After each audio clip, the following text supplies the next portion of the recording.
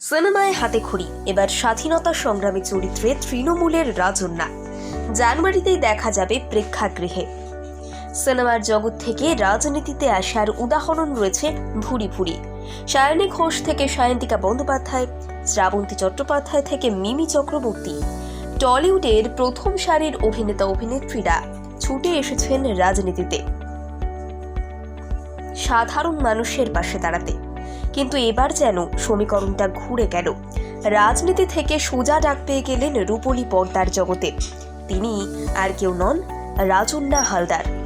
21শে জুলাইয়ের মঞ্চে মমতা এবং অভিষেকের আবিষ্কার ছিলেন তিনি। তার জ্বালাময়ী বক্তৃতা শুনে ভিড় পড়ে গিয়েছিল মঞ্চের সামনে। শুধুমাত্র তাকে দেখার জন্যই যেন লক্ষ লক্ষ মানুষের সমাগম ঘটেছিল। সেই রাজন্যা এবার সোজা বড় পর্দায়। একটা মঞ্চ থেকেই আরো বহু মানুষের কাছে পৌঁছে যান রাজন্যা। এখন তিনি রাজনীতি জগতের রীতিমতো সেলিব্রিটি। ছাত্রাবস্থা থেকে রাজনীতি করলেও 21শে জুলাই তাকে চিনিয়ে দিয়েছে বিশেষভাবে।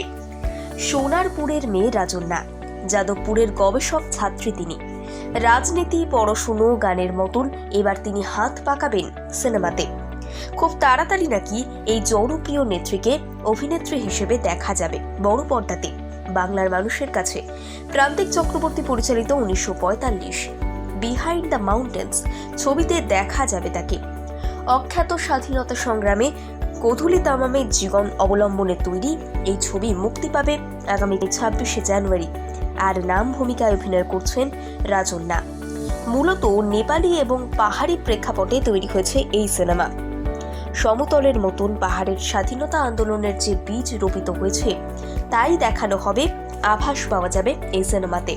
ছবিতে রাজন্যা ছাড়াও দেখা যাবে ঋতব্রত ভট্টাচার্য, রিয়া ভুজেল, মণিকুমার ভুজেল সহ অন্যান্য অভিনেতা অভিনেত্রীদের। এই প্রসঙ্গে নিজের প্রতিক্রিয়ায় নেত্রী রাজন্যা বলেন, আমার প্রথম ছবি মুক্তি পাচ্ছে, তবে এই ছবির জন্য নাকি 1 টাকাও পারিশ্রমিক পাননি তিনি। কারণ ছবির পরিচালকের সঙ্গে নাকি কয়েকদিন আগে বাগদান পর্ব মিটিয়েছেন তিনি। তবে ভালোবেসে যদি কোনো পারিশ্রমিক দেয় ও তা মাথা পেতে নেব, বলছে ছাত্রনেত্রী। সিনেমায় হাতেখড়ি এবার স্বাধীনতা সংগ্রামী চরিত্রে তৃণমূলের রাজন্যা। জানুয়ারিতেই দেখা যাবে প্রেক্ষাগৃহে।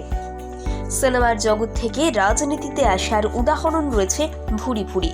সায়নী ঘোষ থেকে সায়ন্তিকা বন্দ্যোপাধ্যায়, শ্রাবন্তী চট্টোপাধ্যায় থেকে মিমি চক্রবর্তী, টলিউডের প্রথম সারির অভিনেতা অভিনেত্রীরা ছুটে এসেছেন রাজনীতিতে সাধারণ মানুষের পাশে দাঁড়াতে। কিন্তু এবার যেন সমীকরণটা ঘুরে গেল। রাজনীতি থেকে সোজা ডাক পেয়ে গেলেন রূপলী পর্দার জগতে। তিনি আর কেউ নন, রাজন্যা হালদার। 21শে জুলাইয়ের মঞ্চে মমতা এবং অভিষেকের আবিষ্কার ছিলেন তিনি। তার জ্বালাময়ী বক্তৃতা শুনে ভিড় পড়ে গিয়েছিল মঞ্চের সামনে। শুধুমাত্র তাকে দেখার জন্যই যেন লক্ষ লক্ষ মানুষের সমাগম ঘটেছিল। সেই রাজন্যা